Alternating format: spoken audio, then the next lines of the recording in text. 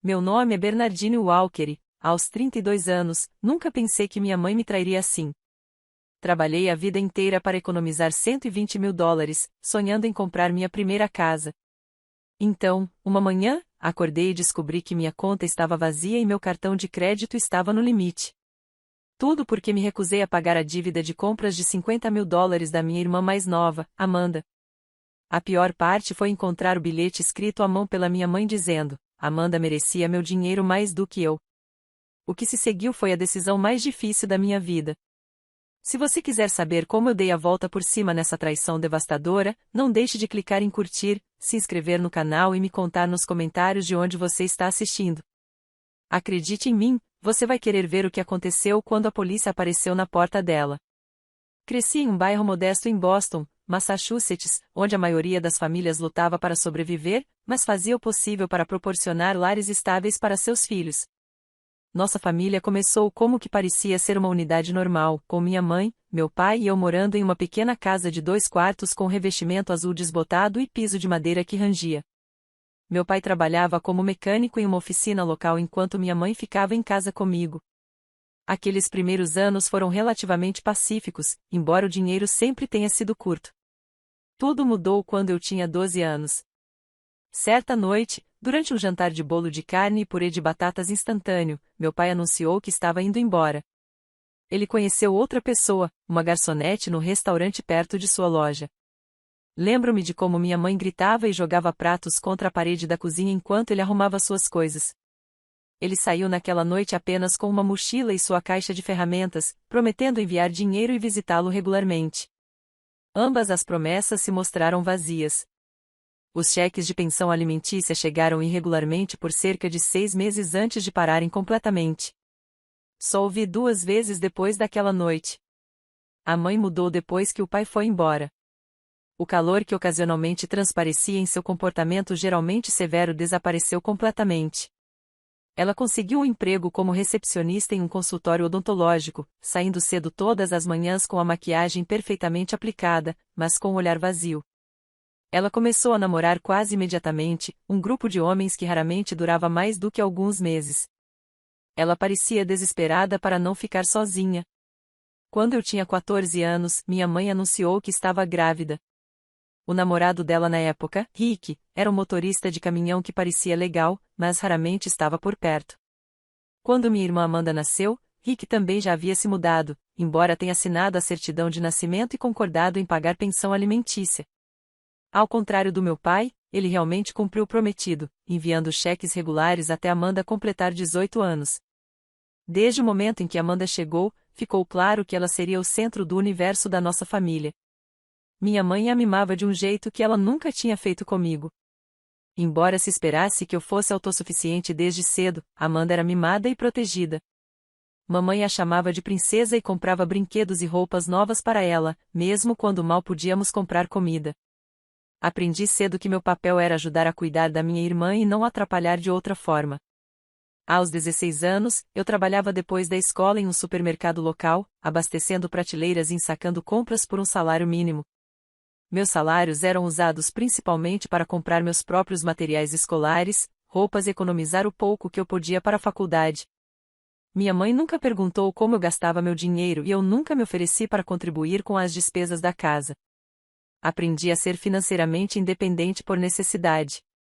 A faculdade foi uma luta. Eu tinha notas boas no ensino médio, mas não boas o suficiente para ganhar bolsas de estudos substanciais.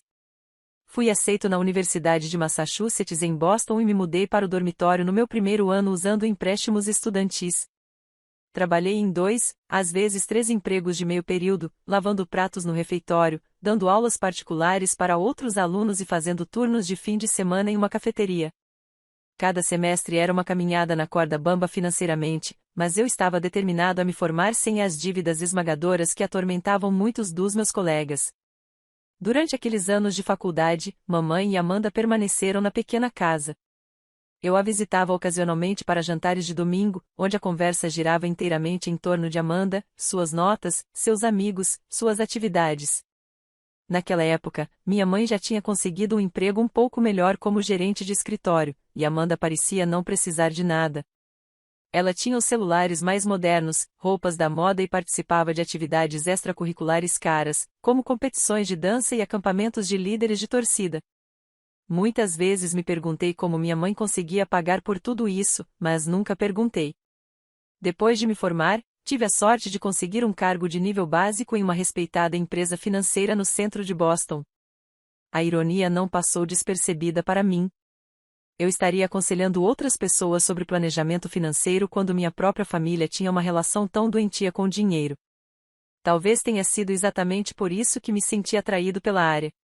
Eu tinha visto em primeira mão os danos que a instabilidade financeira e a má gestão do dinheiro podem causar. Meu salário inicial era modesto, mas eu morava com 2 colegas de quarto em um apartamento apertado e economizava religiosamente. Todo mês, 30% do meu salário ia direto para a poupança, sem exceções. Enquanto meus colegas de trabalho gastavam em roupas de grife e viagens de fim de semana, eu comprava minhas roupas de trabalho em liquidações e passava os fins de semana explorando atividades gratuitas pela cidade. Alguns me chamaram de frugal demais, mas eu chamei isso de segurança. Nos 8 anos seguintes, trabalhei duro para me tornar um consultor financeiro completo, com meu próprio portfólio de clientes. Minhas economias cresceram constantemente, chegando primeiro a 10 mil, depois a 50 mil e finalmente a 6 dígitos. Eu monitorava cada dólar em planilhas detalhadas, projetando quando eu finalmente conseguiria dar entrada em um pequeno apartamento. Esse número de 120 mil dólares se tornou minha obsessão, a representação tangível da minha independência. Enquanto isso, Amanda se formou no ensino médio com notas medianas e matriculou-se em uma faculdade estadual com sua mensalidade coberta por uma combinação das economias e empréstimos estudantis do pai número 2, Rick. Minha mãe deu uma festa de formatura extravagante que deve ter custado milhares, enquanto minha formatura na faculdade foi marcada por um jantar simples em um restaurante de rede. Apesar do óbvio favoritismo e distância emocional, mantive um relacionamento com minha família. Ainda nos reuníamos nos principais feriados e ocasionalmente em jantares de domingo. Tornei-me a rede de segurança da família, aquela a quem chamavam quando o carro precisava de reparos inesperados ou quando uma conta médica vencesse. Ajudei onde pude com pequenas quantias, dizendo a mim mesmo que era a coisa certa a fazer, mesmo com o ressentimento latente. Ano passado, recebi uma promoção substancial no trabalho. Minha lista de clientes cresceu e minhas estratégias de investimento se mostraram bem-sucedidas, mesmo durante as crises do mercado. Meu chefe me chamou de diligente e perspicaz, qualidades que me tornaram excelente em ajudar outras pessoas a garantir seu futuro financeiro. A promoção veio com um aumento significativo, acelerando meu cronograma de compra de uma casa. Aos 31 anos, eu finalmente estava me aproximando do meu objetivo. Durante nosso jantar mensal em família em janeiro, compartilhei animadamente meus planos de começar a procurar uma casa no verão. Mamãe assentiu distraidamente enquanto servia a lasanha e então rapidamente redirecionou a conversa para Amanda. Olhando para trás, eu deveria ter reconhecido os sinais de problemas surgindo. Mas eu estava muito focado no meu marco que se aproximava para notar as nuvens de tempestade se formando sobre nossa pequena família. 3 anos depois de começar a faculdade, Amanda chocou a todos ao anunciar que estava abandonando o curso para seguir carreira como influenciadora de mídia social. Ela vinha conquistando um número modesto de seguidores no Instagram e no TikTok, postando testes de moda e tutoriais de maquiagem. Ela estava convencida de que estava prestes a ter sucesso e conseguir grandes patrocínios de marcas que a tornariam rica e famosa. Como era de se esperar, minha mãe apoiou essa decisão de todo o coração. Quando levantei preocupações sobre Amanda terminar o curso primeiro, ou pelo menos ter um plano B, fui imediatamente ignorado. Você simplesmente não entende como as coisas funcionam hoje em dia, disse a mãe de Bernie, usando o apelido que eu sempre detestei. As mídias sociais são onde está o dinheiro. Amanda tem talento de verdade para isso. Amanda voltou para a casa da mãe e transformou o pequeno segundo quarto no que ela chamou de estúdio de criação de conteúdo. Ela gastou centenas de dólares em ring lights, cenários e um novo laptop com software de edição de vídeo. Quando perguntei como ela estava financiando essas compras, ela mencionou vagamente parcerias de marca, embora eu nunca a tenha visto promovendo algo específico. O que notei, no entanto, foi seu estilo de vida cada vez mais luxuoso. Apesar de não ter renda visível, Amanda sempre tinha roupas novas de marcas caras. Suas unhas eram feitas profissionalmente a cada 2 semanas. Ela fazia viagens frequentes para Nova York para o que chamava de eventos de networking, mas suas postagens nas redes sociais pareciam suspeitas de serem maratonas de compras e saídas para casas noturnas. A primeira vez que Amanda me pediu um empréstimo foi cerca de 6 meses depois que ela abandonou a faculdade. Ela me ligou numa terça-feira à tarde, enquanto eu estava entre reuniões com clientes. Bernie, preciso de um pequeno favor, ela começou a falar, assumindo o tom bajulador que eu conhecia como se ela estivesse pedindo algo. Tenho uma oportunidade incrível de colaborar com outro influenciador que tem uns 50 mil seguidores. Mas preciso voar para Miami neste fim de semana e estou com pouco dinheiro no momento. Quão curto? Perguntei, já abrindo meu aplicativo bancário. Só $500, ela disse rapidamente. Eu te pago integralmente no mês que vem, quando o dinheiro do meu patrocínio chegar. Transferi o dinheiro imediatamente, sabendo no meu coração que nunca mais o veria, mas dizendo a mim mesma que era um pequeno preço a pagar para ajudar minha irmã a progredir na carreira. O próximo pedido veio apenas 3 semanas depois. $1.000 por uma bolsa de grife que ela absolutamente precisava ter para uma reunião de marca que estava por vir, depois $2.000 por uma câmera profissional. Os valores aumentaram enquanto o tempo entre solicitações diminuiu. Cada empréstimo veio com promessas de pagamento que nunca se concretizaram. Depois do 4º ou 5º pedido em poucos meses, finalmente estabeleci um limite. Amanda, não posso continuar te emprestando dinheiro, eu disse com firmeza ao telefone. Tenho meus próprios objetivos financeiros e esses empréstimos estão se acumulando. Uau! Certo, senhorita consultora financeira, ela respondeu, com um tom gélido. Desculpe por achar que minha própria irmã apoiaria minha carreira. Acho que é pedir demais. Ela desligou na minha cara e recebi uma ligação da minha mãe em menos de 1 hora. Como você pôde se recusar a ajudar sua irmã? Ela perguntou. Ela está tentando construir algo e você ganha dinheiro mais do que suficiente para ajudá-la. Mãe, eu ajudo quando posso, mas Amanda me emprestou quase $5.000 nos últimos meses e não me pagou nada, expliquei. Tenho minhas próprias despesas e metas de economia. Você sempre foi egoísta, Bernardine. Mamãe disse, sua irmã te ajudaria se a situação fosse inversa. Reprimi a resposta óbvia de que Amanda nunca tinha me ajudado em nada e encerrei a ligação da forma mais educada possível. Durante várias semanas depois disso, não recebi nada além de respostas frias às minhas mensagens e ligações para ambos.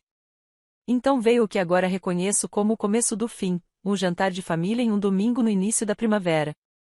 A mãe preparou um assado com todos os acompanhamentos da refeição favorita de Amanda. O esforço em comum deveria ter sido meu primeiro sinal de que algo estava errado. Estávamos na metade do jantar quando Amanda começou a chorar, com lágrimas escorrendo pelo rosto e estragando sua maquiagem cuidadosamente aplicada. Tenho uma coisa para contar a vocês dois, ela soluçou. Estou encrencada. Mamãe imediatamente correu para perto dela, acariciou seus cabelos e garantiu que, fosse o que fosse, nós consertaríamos. Fiquei sentado com um nó se formando no meu estômago. A confissão de Amanda saiu jorrando entre soluços. Ela não ganhava dinheiro como influenciadora. Nem um centavo.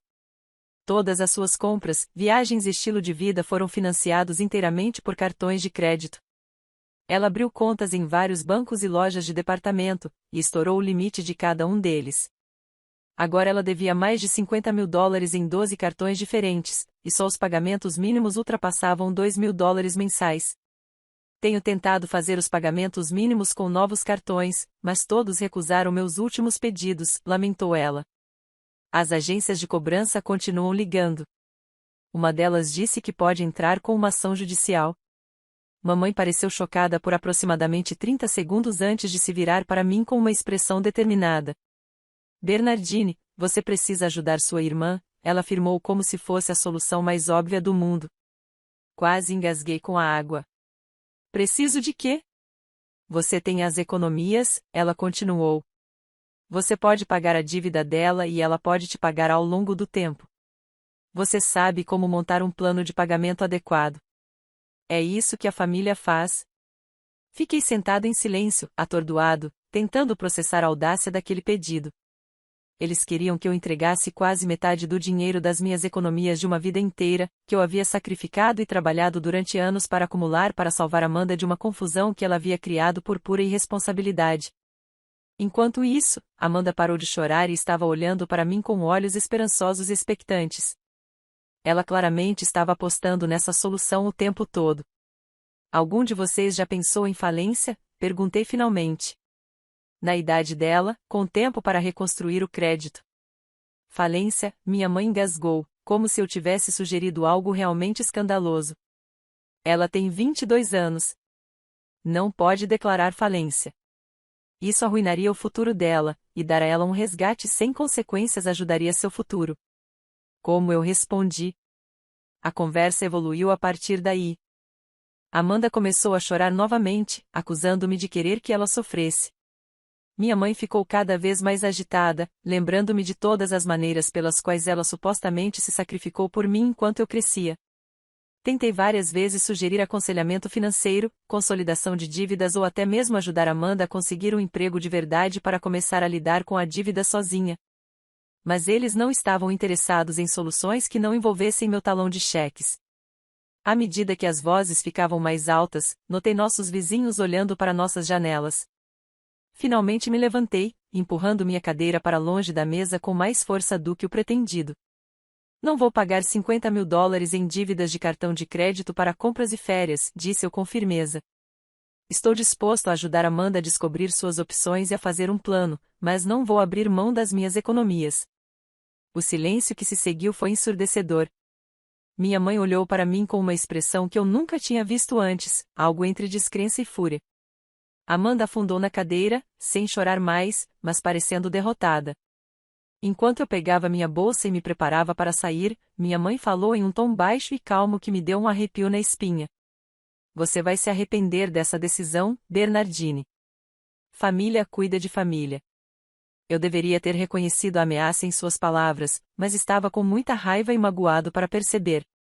Saí pela porta, sem saber que o pior ainda estava por vir.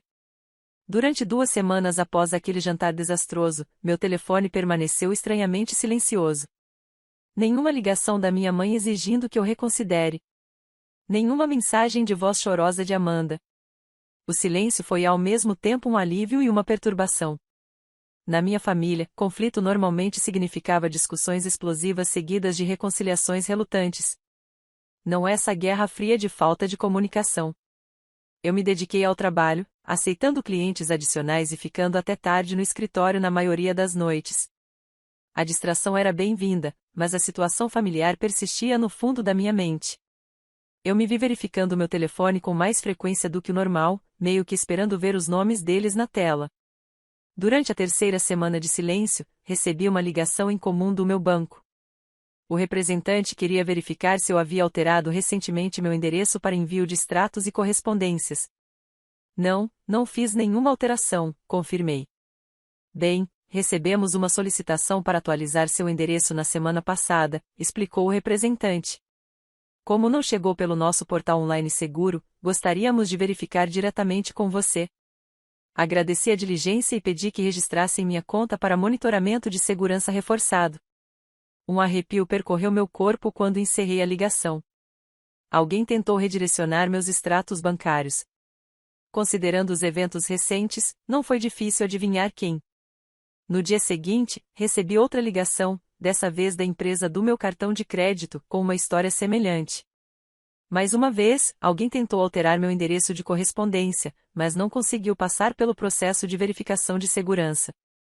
Mudei imediatamente todas as minhas senhas e perguntas de segurança, certificando-me de usar informações que minha família não saberia. Justo quando minha ansiedade sobre essas tentativas de violação de segurança estava no auge, recebi uma mensagem de texto da minha mãe que era surpreendentemente casual. Bernardine, já faz muito tempo. Venha jantar amanhã à noite. Vou fazer seu assado favorito.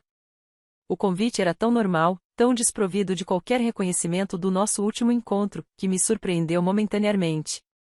Uma parte de mim queria recusar-se a manter o limite que eu havia estabelecido. Mas outra parte, a parte que havia sido programada desde a infância para buscar a aprovação da minha mãe, me empurrou para aceitar.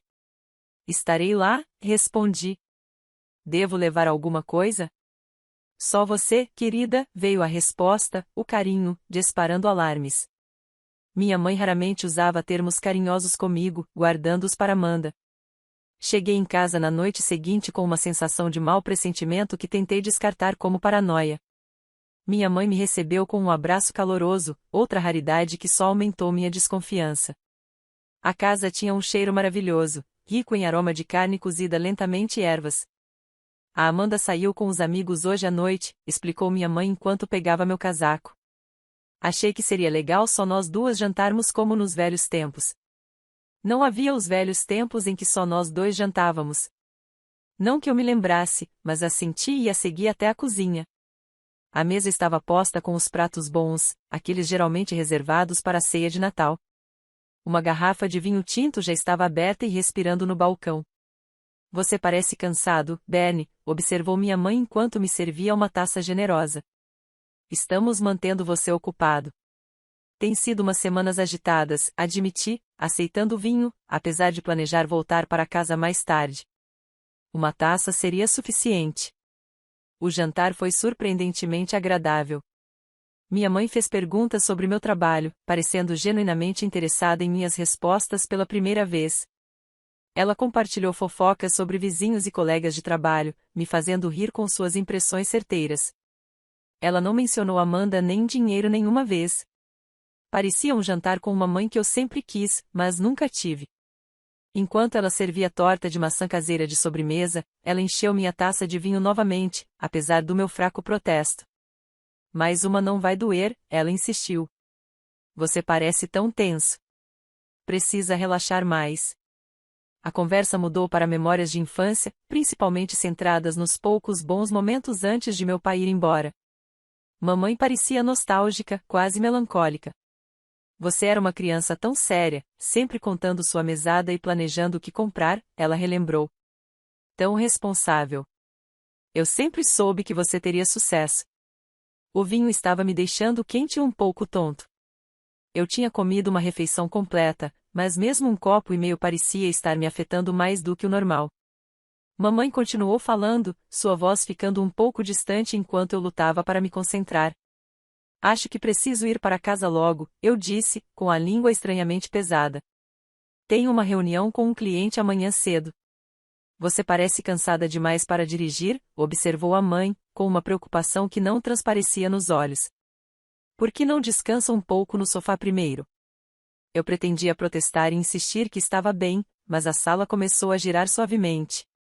Deixei que ela me levasse até o sofá da sala, onde afundei nas almofadas, agradecido. Descanse só um pouquinho, ouvi-a dizer enquanto minhas pálpebras ficavam impossivelmente pesadas.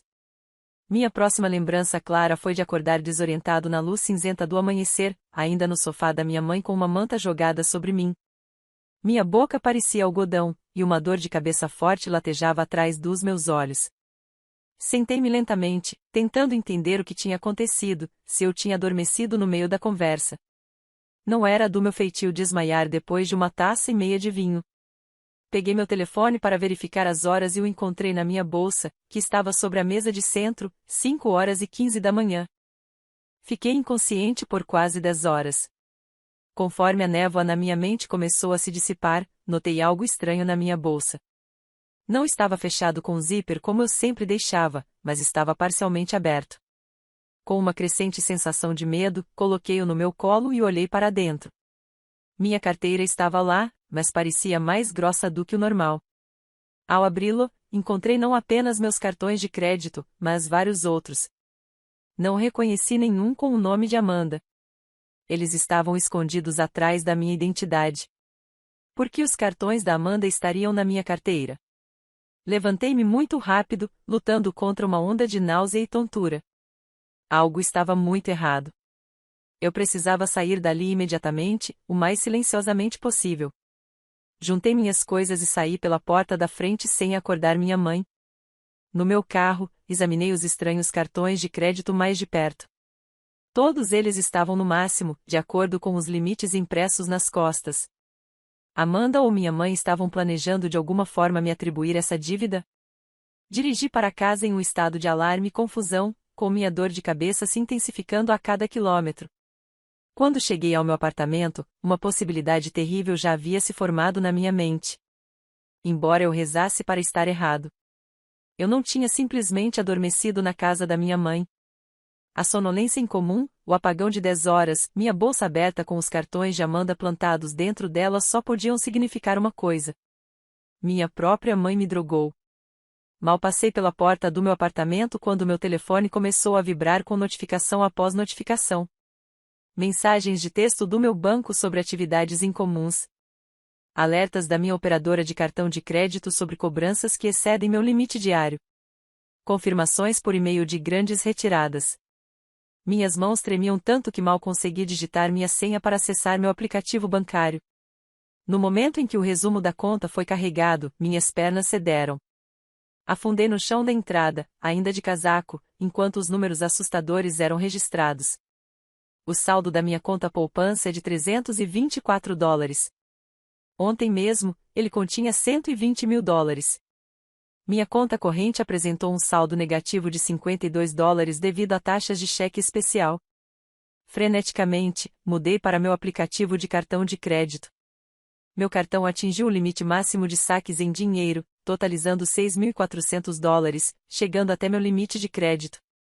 A transação mais recente ocorreu às 2h14 da manhã em um caixa eletrônico a apenas 3 quarteirões da casa da minha mãe. Eu me senti fisicamente mal e corri para o banheiro bem a tempo de vomitar. A compreensão do que tinha acontecido me atingiu em ondas de horror crescente. Minha mãe me drogou, roubou meu cartão de débito e meu cartão de crédito enquanto eu estava inconsciente e esvaziou sistematicamente todas as minhas contas. A perda total foi impressionante, $126.400. 8 anos de economia disciplinada e planejamento cuidadoso perdidos em uma única noite. Minhas mãos tremiam quando liguei para o departamento de fraudes do banco. O representante ouviu com simpatia enquanto eu relatava as transações não autorizadas, mas sua resposta me causou outra onda de náusea. Veja aqui que os saques foram feitos usando seu cartão físico e a senha correta, explicou ele. E as transações ocorreram em vários locais ao longo de várias horas. Nosso sistema de segurança sinalizou a atividade, mas quando tentamos ligar para verificar, alguém atendeu e confirmou que as transações foram autorizadas. Meu telefone estava na minha bolsa, ao meu lado, enquanto eu estava drogado e inconsciente. Minha mãe ou Amanda devem ter atendido quando o banco ligou. Preciso denunciar isso como fraude, insisti, lutando para manter a voz firme. Fiquei incapacitado. Alguém pegou meus cartões sem permissão. O representante anotou minhas informações e prometeu uma investigação, mas eu podia ouvir o ceticismo em sua voz. Sem provas, seria minha palavra contra os registros de transações. Minha próxima ligação foi para a empresa do cartão de crédito, onde recebi uma resposta semelhante. Eles concordaram em congelar a conta e investigar, mas me avisaram que resolver as alegações de fraude poderia levar semanas ou meses. À medida que o choque inicial começou a desaparecer, uma raiva fria e concentrada tomou seu lugar. Eu precisava de provas. Tomei um banho rápido, troquei as roupas que tinha usado no jantar e dirigi de volta para a casa da minha mãe. Era um pouco mais de 8 da manhã e eu sabia, por anos de experiência, que ela ainda não estaria acordada. Ela sempre dormiu tarde, raramente saindo do quarto antes das 10 horas nos dias em que não trabalhava. Eu ainda tinha uma chave da casa da minha adolescência. Eu o guardei para emergências, nunca imaginando que a emergência seria uma criação da minha mãe. Entrei silenciosamente, atento a qualquer som de movimento. A casa estava silenciosa. Caminhei metodicamente pela sala de estar e pela cozinha, procurando meus cartões ou qualquer evidência do que havia sido feito. Na gaveta de lixo da cozinha, encontrei recibos de vários caixas eletrônicos mostrando saques em sequências organizadas de $2.000 cada, o máximo diário. Minha mãe estava ocupada enquanto eu estava deitado drogado no sofá dela, dirigindo de caixa eletrônico em caixa eletrônico para sacar o máximo de dinheiro possível. Encorajada, fui andando lentamente em direção ao quarto da minha mãe. A porta estava entreaberta e eu podia ouvir seu ronco suave lá dentro. Passei furtivamente até o banheiro e procurei no armário de remédios. Atrás de um frasco de aspirina, encontrei um frasco de remédio com o nome da minha mãe escrito. O medicamento era um forte auxílio para dormir, algo que eu reconheci das minhas crises ocasionais de insônia. A data na garrafa mostrava que ela havia sido reabastecida apenas 2 dias antes do nosso jantar. Na lata de lixo parcialmente escondida pelos lenços de papel, descobri uma garrafa vazia de vinho idêntico ao que havíamos bebido no jantar. Minha suspeita se solidificou em certeza. Ela drogou meu vinho, esperou que eu ficasse inconsciente, pegou meus cartões e passou a noite esvaziando minhas contas. Voltei para a cozinha, ficando menos cauteloso à medida que minha raiva aumentava. Na mesa da minha mãe, embaixo de uma pilha de contas não pagas, encontrei meu cartão de débito. Na gaveta ao lado estava meu cartão de crédito, junto com um bilhete escrito à mão com a letra familiar da minha mãe. Amanda precisava mais do que você. Um dia você vai entender. Tirei fotos de tudo com meu celular, os cartões, o bilhete, os recibos, o frasco de remédio. Enquanto eu fotografava o último recibo, ouvi uma tábua do assoalho render atrás de mim. O que você está fazendo? Minha mãe estava parada na porta, com o cabelo desgrenhado pelo sono e os olhos semicerrados enquanto ela observava a cena. Eu sei o que você fez, eu disse, com a voz mortalmente calma, apesar da raiva fervendo dentro de mim. Você me drogou e roubou meu dinheiro. Ela não negou. Ela nem se mexeu. Em vez disso, ela cruzou os braços e levantou o queixo desafiadoramente. Fiz o que era necessário por esta família, afirmou ela. Amanda precisa desse dinheiro para consertar a situação dela. Você estava sendo egoísta. Egoísta.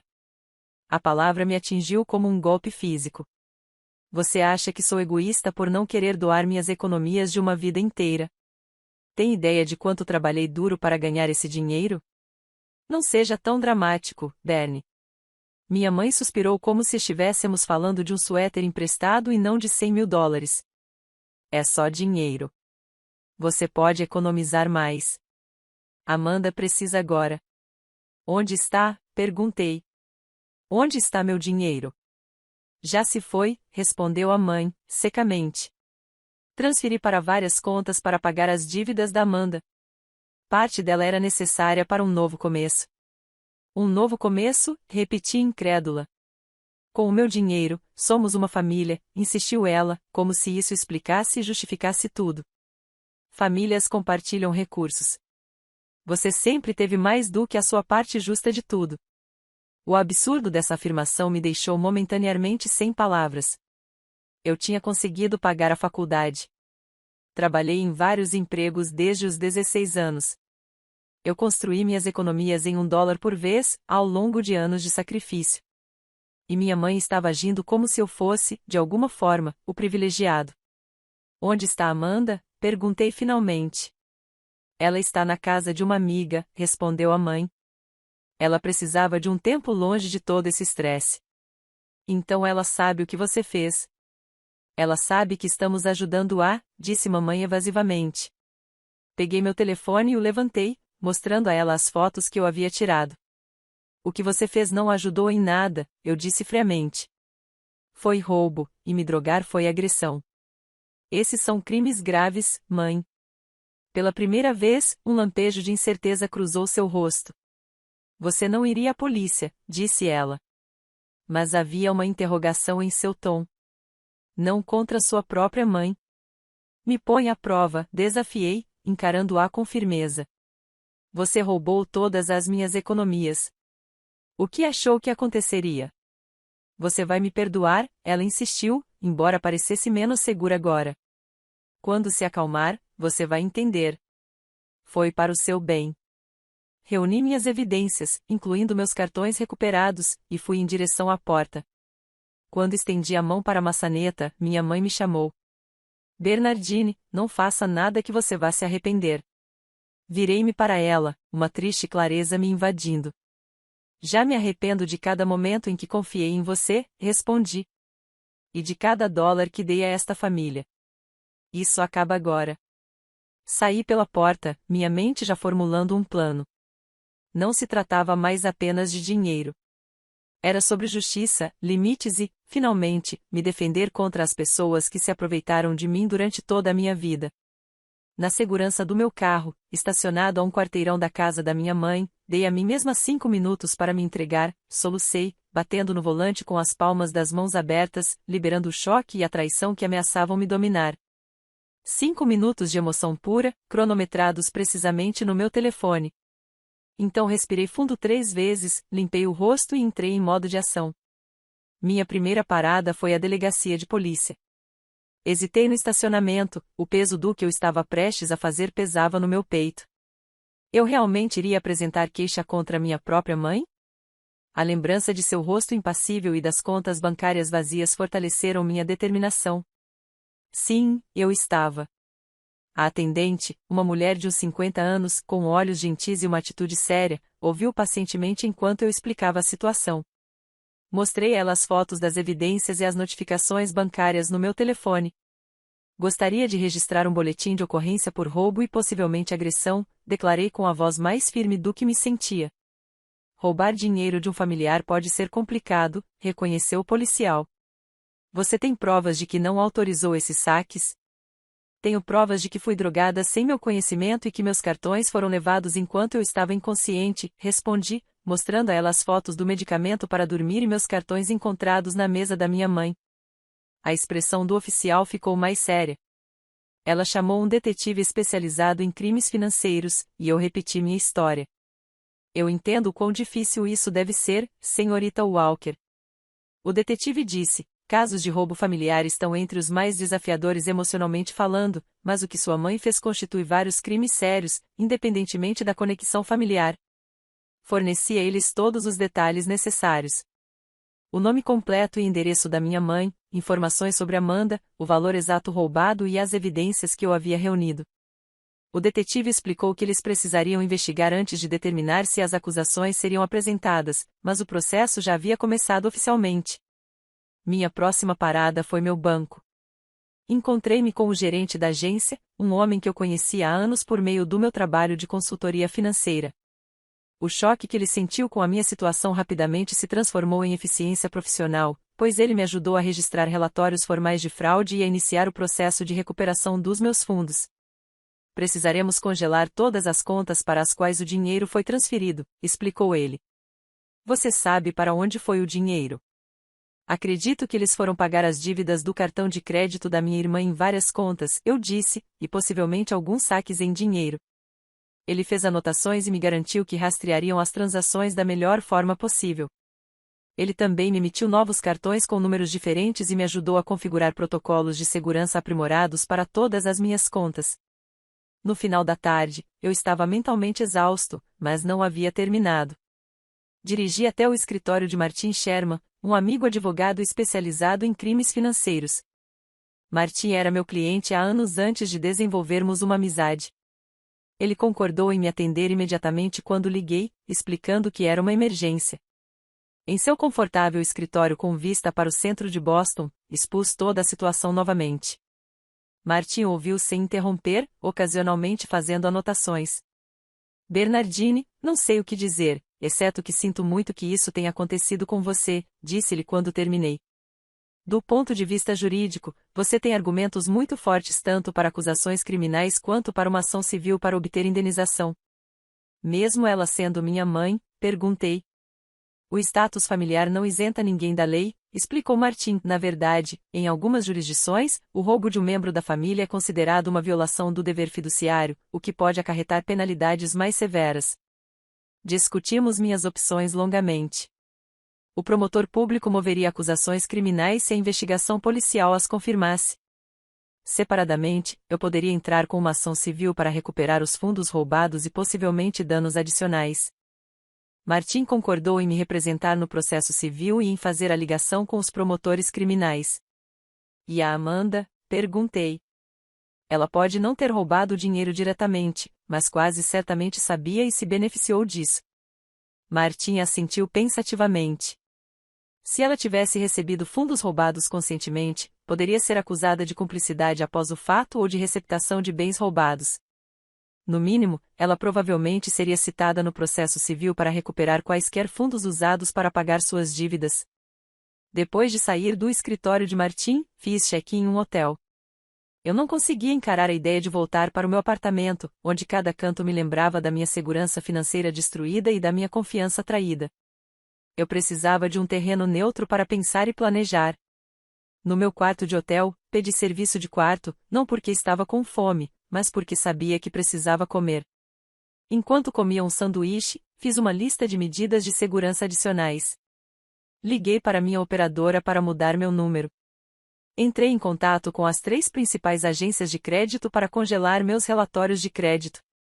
Mudei todas as senhas de todas as contas que tinha, criando novas senhas complexas que minha família jamais descobriria. Também liguei para meu chefe para solicitar alguns dias de folga, explicando vagamente que estava lidando com uma emergência familiar. Ele foi compreensivo, sempre apreciou minha dedicação e raramente tirava folga. Por volta das 8 da noite, meu novo telefone tocou com um número que não reconheci. Eu respondi cautelosamente. Como você pôde? Minha voz materna soou trêmula de raiva. A polícia veio à minha casa fazer perguntas. Disseram que você registrou um boletim de ocorrência me acusando de roubo. Sim, confirmei com a voz firme. Porque você me roubou. Eu sou sua mãe, ela quase gritou. Não mande a polícia atrás da sua mãe. Você me drogou e roubou todas as minhas economias, respondi calmamente. O que você esperava que eu fizesse? Eu esperava que você fosse uma filha decente e ajudasse sua família. A fúria em sua voz era palpável. Agora você me humilhou na frente de toda a vizinhança. A senhora Davis, da casa ao lado, viu o carro da polícia. Talvez você devesse ter pensado nisso antes de cometer vários crimes, sugeri.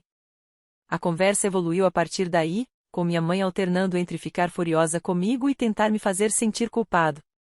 Permaneci calmo, repetindo os fatos simples até que ela finalmente desligou na minha cara. Menos de 1 hora depois, Amanda ligou, soluçando histericamente. Como você pôde fazer isso com a mamãe? Ela lamentou. A polícia veio e a interrogou como se ela fosse uma criminosa. Ela é uma criminosa, Amanda, declarei sem rodeios. Ela me drogou e roubou mais de $100.000. Ela só estava tentando me ajudar, protestou Amanda. Você estava sendo tão teimosa. Você deixou todo esse dinheiro parado no banco enquanto eu estou me afogando em dívidas. Era o meu dinheiro, Amanda, enfatizei. Dinheiro que trabalhei anos para economizar. Se você precisasse de ajuda, havia maneiras legais de pedir. Então, você vai mandar sua própria mãe para a cadeia? Ela perguntou, elevando a voz. Que tipo de pessoa faz isso? Do tipo que foi roubado, respondi.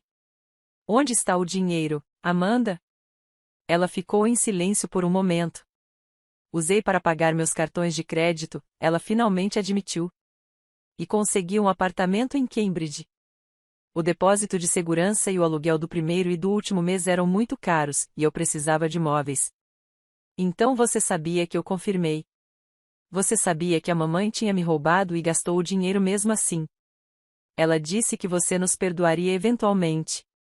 Amanda lamentou que era apenas um empréstimo até eu começar minha carreira como influenciadora.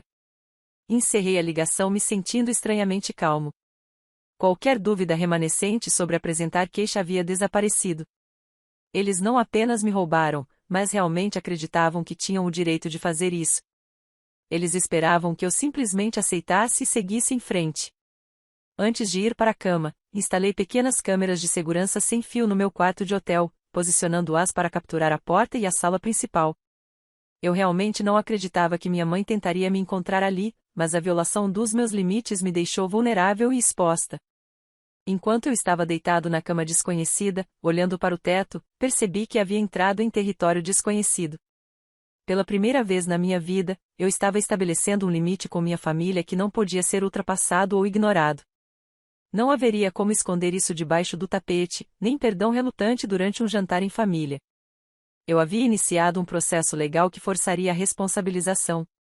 O pensamento era ao mesmo tempo assustador e estranhamente libertador. Passei a vida inteira sendo o responsável, o provedor, a rede de segurança. Eu havia aceitado a distância emocional e a manipulação ocasional como preço para manter as conexões familiares. Mas esse roubo cruzou uma linha da qual não havia retorno.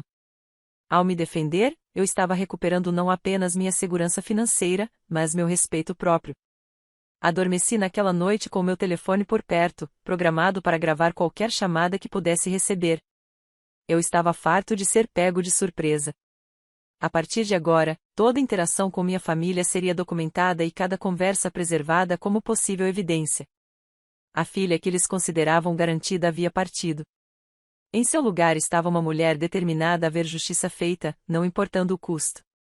Nas 3 semanas seguintes, vivi em um estranho limbo de quartos de hotel e reuniões jurídicas. A investigação prosseguiu metodicamente, com detetives entrevistando funcionários do banco, coletando imagens de vigilância de caixas eletrônicos e construindo um caso. Meu advogado, Martin, me manteve atualizado sobre todos os acontecimentos, me preparando para o que viria a seguir. Enquanto isso, encontrei um pequeno apartamento mobiliado para alugar mês a mês. Eu não suportava voltar para o meu antigo lugar, onde cada canto me lembrava dos meus planos desfeitos. O novo apartamento era estéril e impessoal, mas parecia seguro. Instalei fechaduras adicionais e um sistema de segurança, medidas que teriam parecido paranoicas apenas um mês antes, mas agora pareciam necessárias. Minha mãe tentou entrar em contato comigo várias vezes, alternando entre mensagens de voz furiosas exigindo que eu retirasse as acusações e apelos chorosos sobre lealdade familiar. Amanda apareceu no meu local de trabalho uma vez, causando uma cena no saguão antes que a segurança a escoltasse para fora. Eu mantive meu silêncio, comunicando-me apenas por meio de Martin. Então veio a ligação que eu estava temendo e esperando. O promotor público analisou as evidências e decidiu apresentar queixa. Mandados de prisão foram emitidos tanto para minha mãe quanto para Amanda por roubo de identidade, fraude, no caso da minha mãe, agressão por uso de drogas. O detetive designado para o meu caso queria que eu soubesse que os policiais chegariam à casa da minha mãe na manhã seguinte para fazer as prisões. Você quer estar presente? Perguntou o detetive. Algumas vítimas acham que isso encerra o caso. Pensei em recusar, imaginando o processo à distância. Mas algo em mim precisava testemunhar isso para ver com meus próprios olhos que havia consequências para o que eles fizeram comigo. Gostaria de observar à distância, eu disse. Não quero interagir com eles, mas quero estar lá. O detetive me deu os detalhes. Chegou na casa da minha mãe às 7h30. Eles chegariam sem sirenes, fariam as prisões e transportariam as 2 mulheres para a delegacia para registro. Naquela noite, mal dormi. Questionei minha decisão repetidamente. Me perguntando se eu estava sendo muito duro, se haveria outra maneira. Mas cada vez que a dúvida surgia, eu me lembrava do cálculo frio envolvido em me drogar, dos saques sistemáticos em vários caixas eletrônicos, da completa falta de remorso. Não foi um lapso momentâneo de julgamento. Foi um crime premeditado. Cheguei à rua da minha mãe às 7h15 da manhã seguinte, estacionando meu carro alugado a meio quarteirão de distância, com uma visão clara da casa. O bairro estava tranquilo, com apenas algumas pessoas saindo para os turnos de trabalho mais cedo.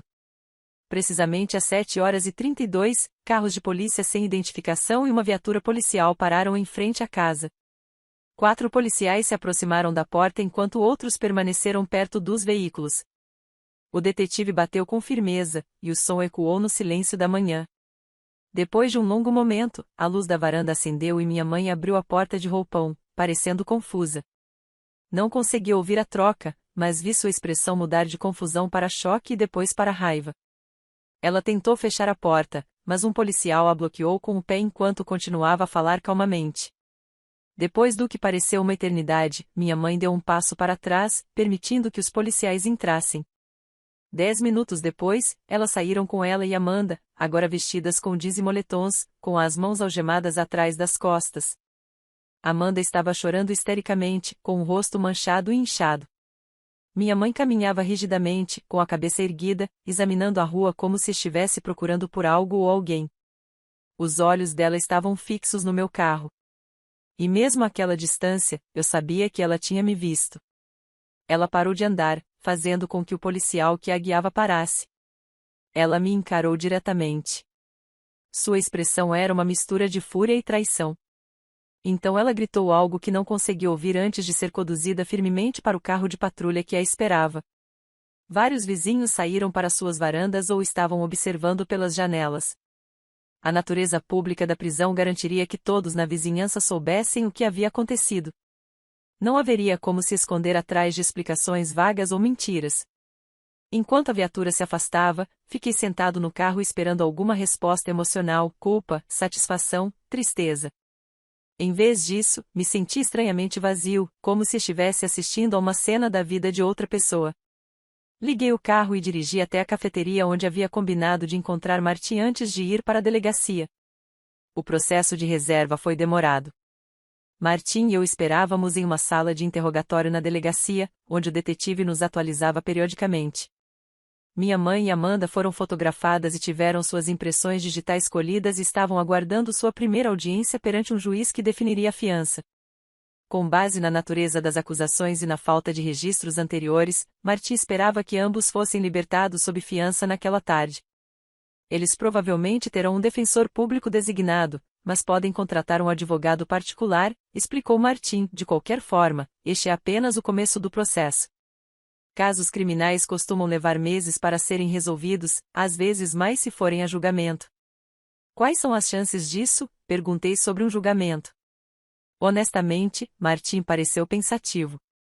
Dadas as evidências, um acordo judicial é mais provável. O promotor provavelmente oferecerá uma redução nas acusações em troca de acordos de confissão de culpa, mas isso depende em parte dos advogados e em parte da disposição deles em admitir a culpa. Por volta do meio-dia, recebemos a notícia de que as duas mulheres haviam comparecido perante o juiz. A fiança foi fixada em $25.000 para minha mãe e $15.000 para Amanda. Nenhum dos dois conseguiu pagar a fiança imediatamente, então eles permaneceriam presos até que o dinheiro fosse providenciado. Eles têm alguém que possa pagar a fiança? Perguntou-me o detetive. Balancei a cabeça. Não que eu saiba. Minha mãe tem uma irmã em New Hampshire, mas elas não se falam há anos. Os amigos da Amanda são, em sua maioria, influenciadores em dificuldades. Eles não têm esse tipo de dinheiro. No final da tarde, soubemos que minha mãe havia conseguido entrar em contato com sua irmã afastada, que havia concordado em pagar a fiança para ambas. Eles seriam liberados à noite, com as datas dos julgamentos marcadas para o mês seguinte. Enquanto eu me preparava para sair da delegacia, o detetive que havia supervisionado a prisão se aproximou de mim. Senhorita Walker, eu queria dizer que a senhora lidou com esta situação difícil com notável compostura, disse ele. Muitas vítimas de crimes financeiros familiares acabam desistindo das acusações por pressão ou culpa. Sua disposição em prosseguir tornou nosso trabalho possível.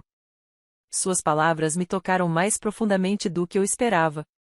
Na minha família, nunca recebi validação por me defender. Ter um profissional reconhecendo a dificuldade do que eu estava fazendo foi surpreendentemente curativo. No dia seguinte, recebi um grande envelope de papel pardo no meu apartamento temporário. Continha uma cópia das acusações formais apresentadas contra minha mãe e minha irmã, juntamente com uma ordem de não contato proibindo-as de tentar se comunicar comigo fora dos canais legais. Martim havia providenciado essa proteção sem que eu pedisse, entendendo instintivamente que eu precisaria de uma proteção contra a manipulação emocional deles.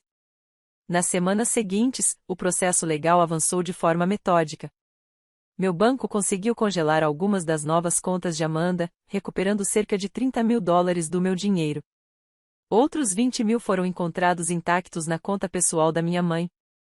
Os 76 mil restantes foram usados para pagar os cartões de crédito de Amanda e para a compra à vista de móveis eletrônicos para seu novo apartamento, a maior parte dos quais estava sendo recuperada pela polícia como prova.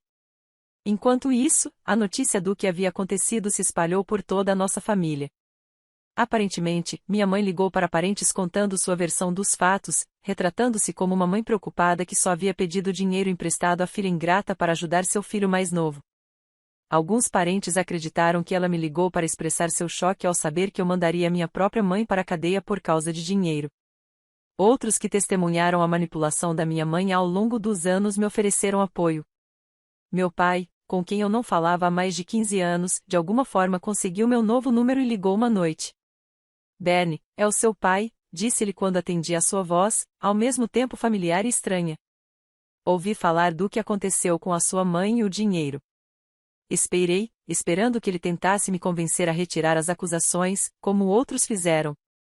Eu só queria dizer que sinto muito, ele continuou, me surpreendendo. Eu sei que não estive lá quando você cresceu e talvez, se tivesse estado, as coisas teriam sido diferentes.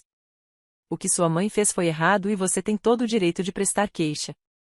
Seu apoio inesperado trouxe lágrimas aos meus olhos. Obrigada por dizer que eu consegui. Significa muito para mim. Tivemos uma conversa estranha, mas curativa, para colocar em dia anos de separação. Ele se casou novamente e tem 2 enteados adolescentes, morando no Arizona e trabalhando como contratado. Concordamos em manter contato, o que foi um pequeno alívio na nuvem escura dos eventos recentes. Um mês após as prisões, foi realizada a audiência preliminar. Tanto minha mãe quanto Amanda compareceram ao tribunal com seus advogados. Minha mãe conseguiu contratar um advogado particular enquanto Amanda foi representada por um defensor público. Ambos se declararam inocentes, apesar das evidências esmagadoras. Quando saímos do tribunal, Amanda se aproximou de mim no corredor, ignorando a ordem de não contato. Bernie, por favor, implorou ela, com os olhos vermelhos de tanto chorar. Eu não sabia que ela ia te drogar. Juro que pensei que ela ia te pedir dinheiro de novo. Amanda, você não pode falar comigo, lembrei-a com firmeza. Isso viola a ordem judicial. Eu não roubei seu dinheiro, ela insistiu. Só aceitei a ajuda da minha mãe com minhas dívidas. Isso não é crime. Seu advogado rapidamente a puxou para longe, sussurrando urgentemente em seu ouvido. O encontro me deixou abalado, mas ainda mais decidido. Mesmo agora, enfrentando acusações criminais, nenhum deles estava disposto a assumir total responsabilidade por suas ações. Naquela noite, Martin ligou com novidades. O promotor ofereceu acordos de confissão de culpa para ambas as mulheres. Minha mãe poderia se declarar culpada de roubo e agressão com redução de pena de prisão se concordasse com a restituição integral. Amanda poderia alegar receptação de bens roubados com liberdade condicional se devolvesse todos os bens recuperáveis e concordasse com um plano de pagamento para o restante. A bola está com eles agora, explicou Martin. Eles têm uma semana para aceitar os acordos ou prosseguir com o julgamento. 3 dias depois, o advogado de Amanda entrou em contato com Martin.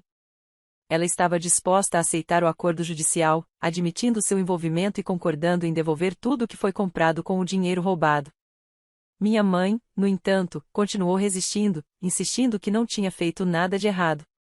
O contraste entre suas respostas não me surpreendeu.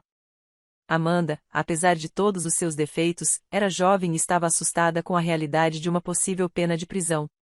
Minha mãe passou a vida inteira justificando suas ações e acreditando que estava acima das consequências. No último dia para aceitar o acordo judicial, minha mãe finalmente cedeu. Seu advogado informou ao promotor que ela aceitaria os termos, declarando-se culpada de acusações reduzidas em troca de uma sentença de 6 meses de prisão no condado, 3 anos de liberdade condicional e restituição integral de todos os fundos não recuperados. A audiência de sentença foi marcada para a semana seguinte. Eu poderia fazer uma declaração de impacto da vítima se quisesse. Martin me aconselhou a preparar uma, explicando que ela poderia ser catártica e se tornaria parte do registro oficial. Passei dias redigindo e reescrevendo minha declaração, tentando encontrar palavras para expressar o quão profundamente a traição deles me afetou. No final, escrevi com o coração sobre confiança, família e o longo caminho para reconstruir o que havia sido destruído, não apenas minhas finanças, mas meu senso de segurança e pertencimento. Quando chegou o dia, fiquei no tribunal de frente para minha mãe e minha irmã pela primeira vez desde que elas foram prisões. Falei clara e calmamente, com a voz firme, apesar da emoção por trás das minhas palavras. O dinheiro que me foi tirado representa anos de trabalho duro e sacrifício, eu disse. Mas o que dói mais profundamente é saber que as pessoas que deveriam ter me protegido e apoiado, em vez disso, me viam apenas como um recurso a ser explorado. Nenhuma restituição pode reparar a confiança quebrada.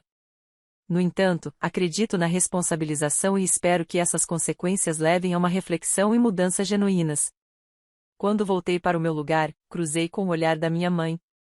Pela primeira vez desde que essa provação começou, ela não parecia brava ou desafiadora, mas triste.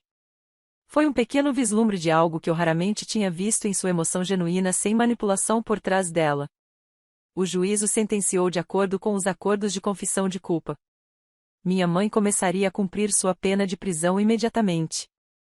Amanda ficaria em liberdade condicional por 2 anos com aconselhamento financeiro obrigatório e serviço comunitário.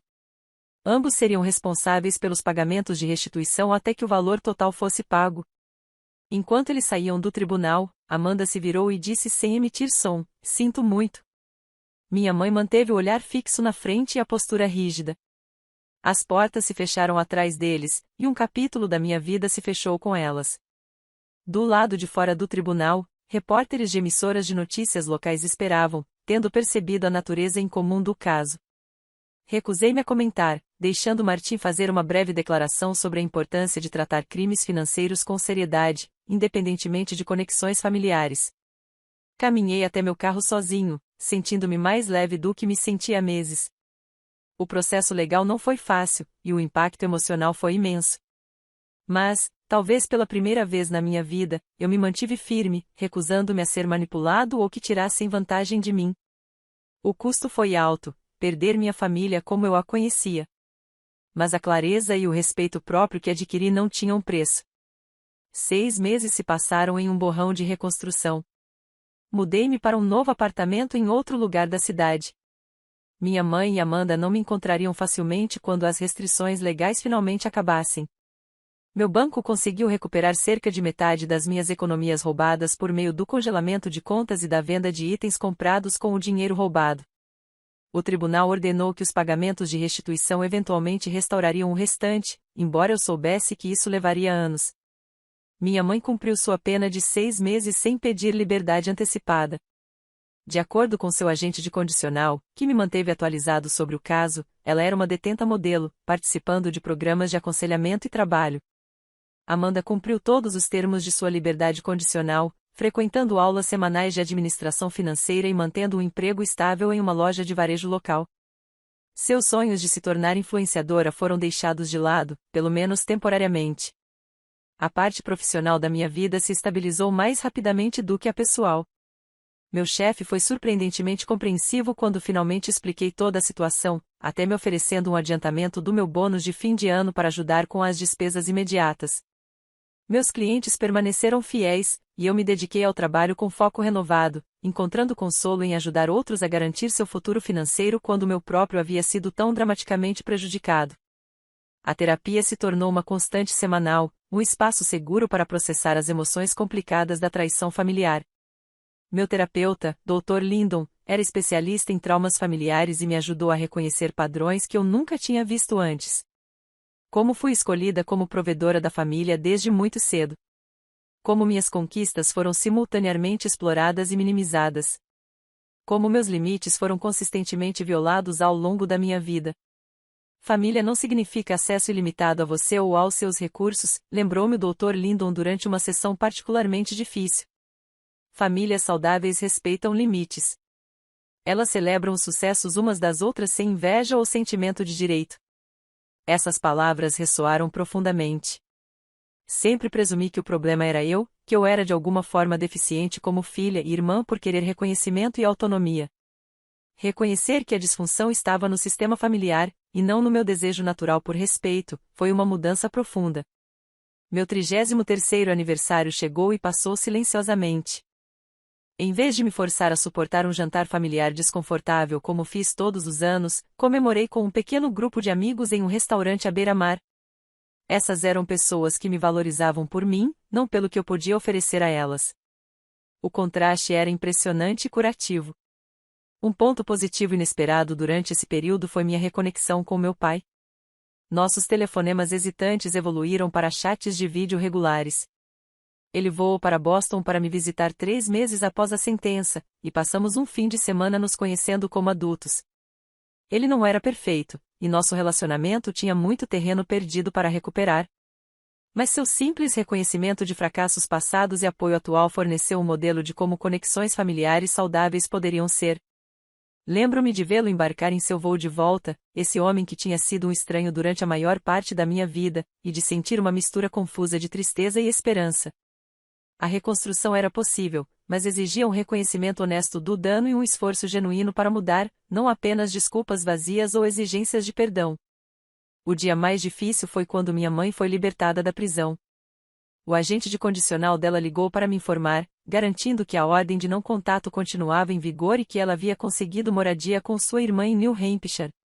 Apesar dessas garantias, fiquei assustado por semanas, meio que esperando encontrá-la esperando do lado de fora do meu escritório ou do meu novo apartamento. Cerca de 4 meses após sua libertação, recebi uma carta oficial encaminhada por Martim. Era da minha mãe, escrito à mão em papel pautado. Bernardine, começava a carta. Tive muito tempo para pensar sobre o que aconteceu e meu papel nisso. Os programas de aconselhamento aqui me ajudaram a enxergar coisas que eu nunca quis admitir antes. O que eu fiz com você foi errado. Não há desculpa para te drogar, tirar seu dinheiro ou trair sua confiança. Você trabalhou duro por tudo que tem, e eu não tinha o direito de tirar isso de você. Sempre tive inveja da sua independência e sucesso. Em vez de me orgulhar da mulher notável que você se tornou em grande parte sem a minha ajuda, eu me ressentia por você não precisar de mim. Eu favoreci Amanda porque ela continuava dependente de mim, o que me fazia sentir importante e necessária. Sei que um pedido de desculpas não pode desfazer o mal que causei e você não tem obrigação de me perdoar ou me permitir voltar à sua vida.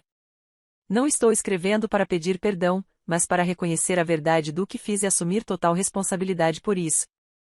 Continuarei a pagar a indenização conforme determinado pelo tribunal e estou comprometida em me tornar uma pessoa melhor, independentemente de você decidir falar comigo novamente ou não. Li a carta várias vezes, em busca do subtexto manipulador que eu esperava das comunicações da minha mãe. Para minha surpresa, não encontrei nenhuma. Não houve desculpas, nenhuma culpa sutil, nenhuma mudança, nenhuma expectativa de reconciliação. Talvez pela primeira vez, minha mãe pareceu me ver como uma pessoa separada, com sentimentos e limites válidos, não apenas uma extensão dela ou um recurso a ser explorado. Não respondi imediatamente. Levei a carta para minha próxima sessão de terapia, onde o Dr. Lindon e eu a dissecamos minuciosamente. Isso parece uma percepção genuína, observou ela. O reconhecimento do ciúme é particularmente significativo.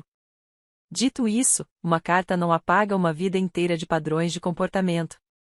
Se você decidir responder ou eventualmente reconstruir um relacionamento, proceda com extrema cautela e mantenha limites firmes.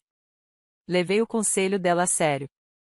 2 semanas depois, enviei uma breve resposta neutra por meio de Martin, acusando o recebimento da carta e expressando minha gratidão por suas ideias, mas sem fazer promessas sobre contato futuro. Amanda entrou em contato em seguida, também pelos canais legais adequados. A carta dela foi menos perspicaz, mas igualmente cheia de remorso. Ela admitiu ter sabido do roubo assim que ele aconteceu e ter usado o dinheiro apesar de suspeitar de sua origem. Ela descreveu sua vergonha ao encarar colegas de trabalho e amigos após sua prisão e a experiência humilhante de trabalhar no varejo depois de anos fingindo ser uma influenciadora à beira do sucesso. Eu sempre te admirei, ela escreveu, embora eu nunca tenha demonstrado. Você parecia tão confiante e equilibrada. Eu tinha inveja e queria o que você tinha sem ter feito o esforço que você fez para chegar lá. Sinto muito pela dor que te causei. Minha resposta a ela foi um reconhecimento cauteloso semelhante ao seu pedido de desculpas, sem promessas. À medida que se aproximava a marca de 1 ano do roubo, me vi em um lugar que nunca imaginei. Financeiramente, eu estava me recuperando com cerca de 70% das minhas economias restauradas por meio de esforços de recuperação e pagamentos de restituição. Ajustei meu cronograma de compra de uma casa, mas não o abandonei completamente. Minha nova meta estava a 2 anos de distância e, desta vez, tomei medidas de segurança adicionais para proteger meus bens. Emocionalmente, a cura foi mais complexa, mas igualmente real. A traição me forçou a confrontar verdades dolorosas sobre a dinâmica da minha família e minha própria tendência a aceitar maus-tratos como normais. Por meio da terapia e do apoio de amigos verdadeiros, aprendi a me valorizar de uma forma que minha família nunca fez. Comecei a me comunicar cautelosamente com Amanda por e-mail, mantendo limites claros, mas deixando a porta aberta para um relacionamento potencialmente mais saudável no futuro. Nossas trocas eram hesitantes, mas mais honestas do que qualquer conversa que já tivemos quando éramos crianças. Ela ainda estava encontrando seu caminho, mas a experiência humilhante parecia ter iniciado um amadurecimento genuíno. Com minha mãe, fiquei mais distante, embora tivesse concordado em receber atualizações sobre seu progresso por meio de seu conselheiro. Ela manteve a sobriedade desde sua libertação, trabalhando meio período em uma biblioteca local e continuou a frequentar sessões semanais de terapia. Essas foram medidas positivas, mas a quebra de confiança foi profunda demais para que eu considerasse o contato direto. No entanto, o resultado mais inesperado deste capítulo doloroso foi minha crescente sensação de liberdade. Durante anos, carreguei o peso de ser a responsável, a rede de segurança da família, aquela que sacrificaria suas próprias necessidades pelos outros. Esse peso não foi tirado da maneira que eu teria escolhido, mas de forma permanente. Eu havia construído uma família escolhida de amigos que celebravam meu sucesso sem se sentirem ameaçados por eles, que respeitavam meus limites sem se ofender, que davam tanto quanto recebiam em nossos relacionamentos. Eu havia me reconectado com meu pai e estava explorando cautelosamente como seria um relacionamento adulto com ele. Eu estava namorando novamente de forma mais seletiva e com expectativas mais claras sobre respeito e apoio mútuos. O mais importante é que aprendi a confiar em mim mesmo, nos meus instintos, no meu julgamento, no meu direito de proteger aquilo pelo qual trabalhei. A garotinha que aprendeu que suas necessidades vinham por último se tornou uma mulher que conhecia seu valor e não se desculpava por reivindicá-lo. Enquanto estava sentado na varanda do meu novo apartamento em uma amena noite de primavera, observando o pôr do sol pintar o horizonte de Boston em rosa dourado, refleti sobre a dolorosa jornada do ano passado. A traição foi devastadora, a batalha jurídica exaustiva, a ruptura familiar de partir o coração. No entanto, apesar de tudo isso, descobri uma resiliência que nunca soube que possuía. Alguns diriam que dinheiro é apenas dinheiro e que a família deve vir antes de considerações financeiras. Mas isso nunca foi realmente sobre dinheiro. Tratava-se de respeitar limites e o direito fundamental de determinar como meus próprios recursos seriam usados. Tratava-se de me recusar a ser manipulado e explorado pelas pessoas que mais deveriam ter me apoiado. Não sei o que o futuro reserva para meu relacionamento com minha mãe e minha irmã. Uma mudança genuína é possível, mas rara, e uma vez quebrada, a confiança é difícil de reconstruir.